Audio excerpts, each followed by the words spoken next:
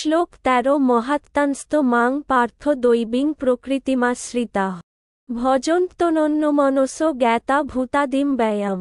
13 মহাত্মান মহাত্মাগণ, তু কিন্তু, মাম আমাকে, পার্থ হে পৃথাপুত্র, দৈবীম দৈবী, প্রকৃতিম প্রকৃতি, আশ্রিতাঃ আশ্রয় করে, ভজন্তি ভজনা করেন, অনন্যমনসঃ অনন্যমনা হয়ে, জ্ঞাতা জেনে, ভূত সৃষ্টির, আদিম আদি, অব্যয়ম অব্যয়। গীতার গান কিন্তু যেবা মহাত্মা সে আরাধ্য প্রকৃতি, আশ্রয় লইয়া করে ভজন সঙ্গতি অনন্য মনেতে করে বিশুদ্ধ ভজন। সমস্ত ভূতের আদি আমাকে তখন অনুবাদ হে পার্থ। মোহমুক্ত মহাত্মাগণ আমার দৈবী প্রকৃতিকে আশ্রয় করেন। তারা আমাকে সর্বভূতের আদি ও অব্যয় জেনে অনন্য চিত্তে আমার ভজনা করেন।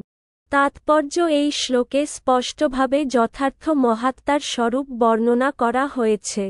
মহাত্মার প্রথম লক্ষণ হচ্ছে যে, তিনি সর্বদাই দিব্য প্রকৃতিতে অধিষ্ঠিত থাকেন। তিনি কখনোই জোড়া প্রকৃতির অধীনে থাকেন না।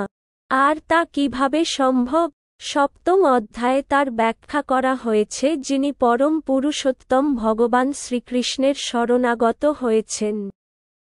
তিনি অবিলম্বে জোড়া প্রকৃতির নিয়ন্ত্রণ থেকে মুক্ত হন। এটিই হচ্ছে যোগ্যতা। মানুষ যখনই পরম পুরুষোত্তম ভগবানের কাছে আত্মসমর্পণ করেন, তৎক্ষণাৎ তিনি মায়ার বন্ধন থেকে মুক্ত হন। এটিই হচ্ছে মুক্তি লাভ করার প্রাথমিক সূত্র। যেহেতু জীবসত্তা ভগবানের তটস্থা শক্তি, তাই জোড়া প্রকৃতির নিয়ন্ত্রণ থেকে মুক্ত হওয়ার সঙ্গে সঙ্গেই সে চিন্ময় প্রকৃতির আশ্রয় লাভ করে। চিন্ময় প্রকৃতির পথ নির্দেশকেই বলা হয় দৈবী প্রকৃতি।